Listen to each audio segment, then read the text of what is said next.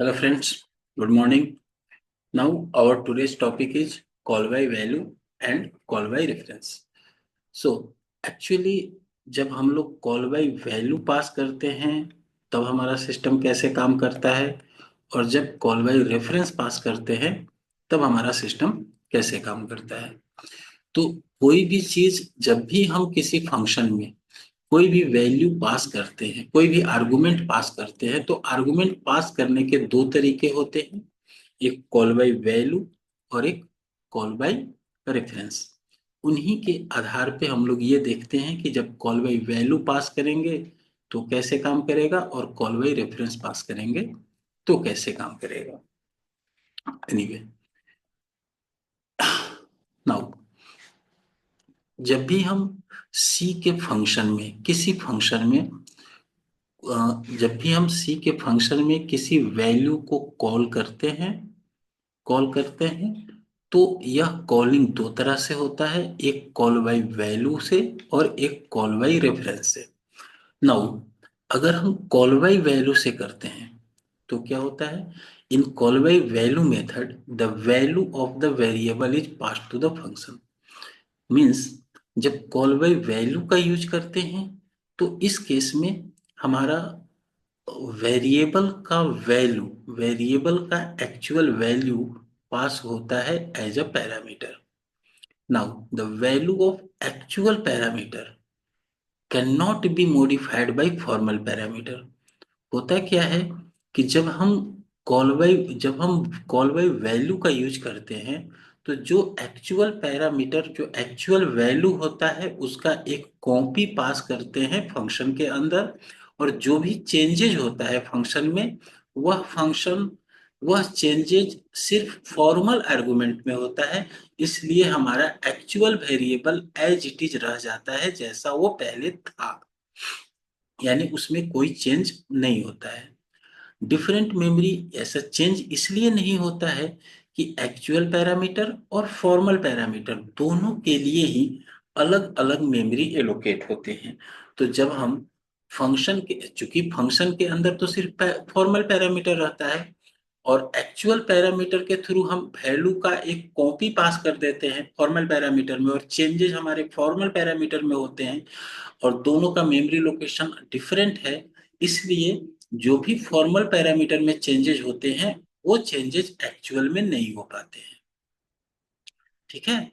But अगर हम call by reference के थ्रू कॉल करें तो इस केस में क्या होता है कि कॉल बाय रेफरेंस मेथड में हम वेरिएबल के वैल्यू को नहीं, वेरिएबल के एड्रेस को पास करते हैं। जो भी वेरिएबल होता है उनके एड्रेस को पास करते हैं, यानी हमारा जो एक्चुअल पैरामीटर है, एक्चुअल वैल्यू है, वही रहता है, सिर्फ उनका एड्रेस जाता है फॉर्मल पैरामीटर में। तो उस एड्रेस के बेसिस पे वह एड्रेस भी पॉइंट करता है हमारे ओरिजिनल वैल्यू को ही, एक्चुअल वैल्यू को ही।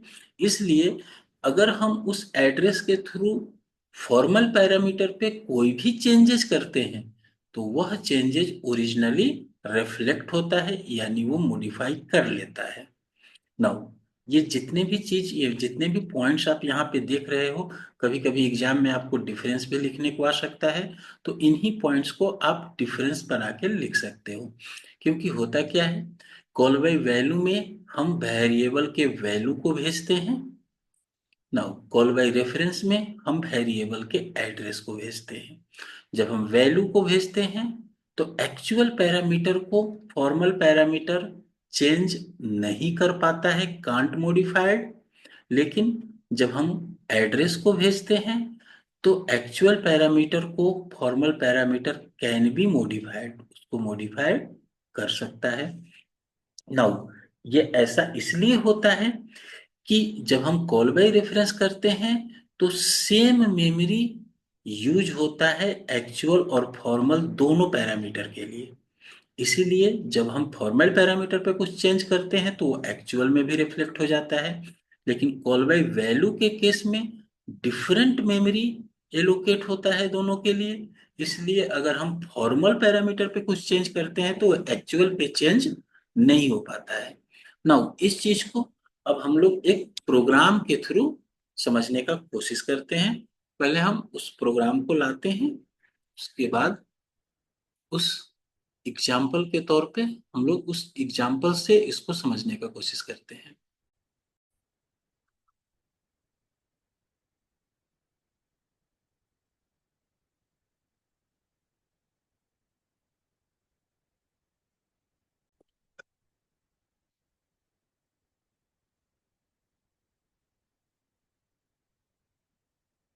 नाउ यहाँ पर हम दो एग्जाम्पल देख रहे हैं। एक है हमारा कॉल बाय वैल्यू का एग्जाम्पल, और सेम प्रोग्राम हमने कॉल बाय रेफरेंस के थ्रू बनाया है। अब इन दोनों प्रोग्राम्स में हम लोग डिफरेंस देखते हैं, ये किस तरह से काम करता है। सिंपली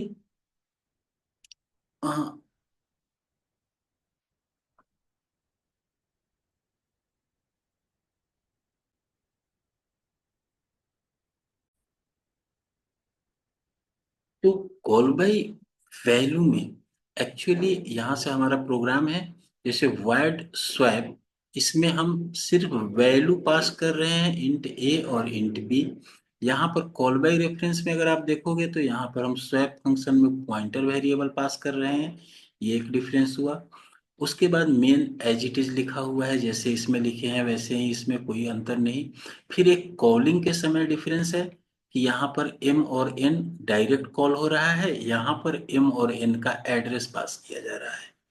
यहाँ पर यह डायरेक्ट ए है और बी है, बट यहाँ पर स्टार ऑफ ए और स्टार ऑफ बी है।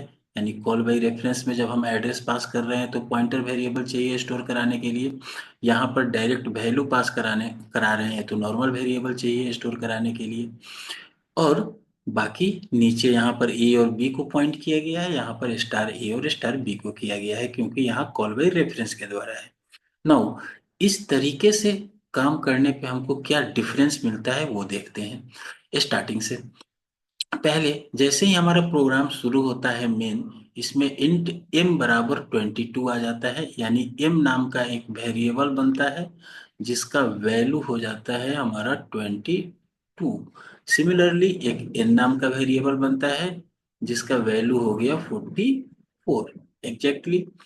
नाउ यहाँ पर है value before swap m is equal to and n is equal to.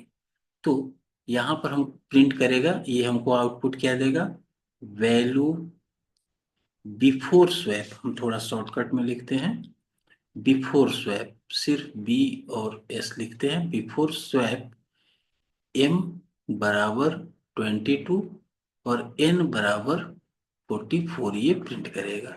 Now जैसे ही स्वैप फंक्शन को कॉल किया हमने, एम और एन को कॉल किया, तो एम का वैल्यू यहाँ ए में चला गया और एन का वैल्यू बी में चला गया, जिसकी वजह से एक ए नाम का एक अलग वेरिएबल बना जिसमें एम का वैल्यू यानी 22 आ गया, और एक फिर बी नाम का वेरिएबल बना जिसमें एन का वैल्यू यानी 44 आ गया।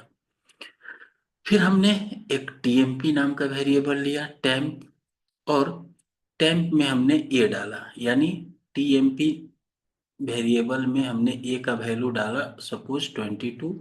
फिर ए में हमने बी का वैल्यू डाला, यानी ए के अंदर चला जाएगा हमारा 44, और फिर बी के अंदर टेम्प का वैल्यू डाला, यानी बी के अंदर चला गया, टेम्प में 22 है यानी 22। तो इस तरह से इस ए और बी में हमारे पास 44 और 22 अपोजिट हो गया, स्वैप हो गया। Value after swap m is value after swap m and n. तो अब स्वैप के बाद हमको जो वैल्यू मिलेगा वो कैसा होगा, स्वैप के बाद ए बराबर 44 और बी बराबर 22।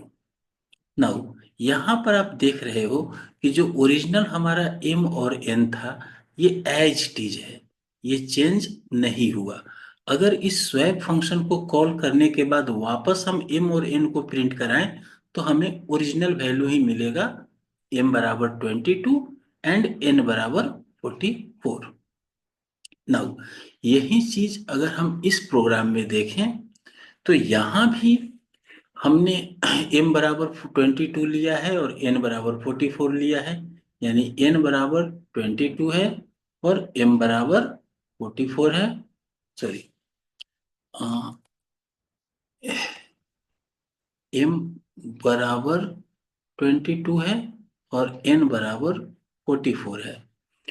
बट यहां पर जो हम पास कर रहे हैं a में m का एड्रेस पास कर रहे हैं, क्योंकि यह a हमारा इंटीजर टाइप का है, सॉरी पॉइंटर टाइप का है, और b भी हमारा पॉइंटर टाइप का है। तो दैट मीन्स इस ए में एम का वैल्यू नहीं, उसका एड्रेस आ रहा है। तो एड्रेस आने की वजह से यह इसको पॉइंट कर रहा है, और यहाँ भी एड्रेस आने की वजह से यह इसको पॉइंट कर रहा है। एक्चुअल जो वैल्यू है वह यहाँ नहीं आया है।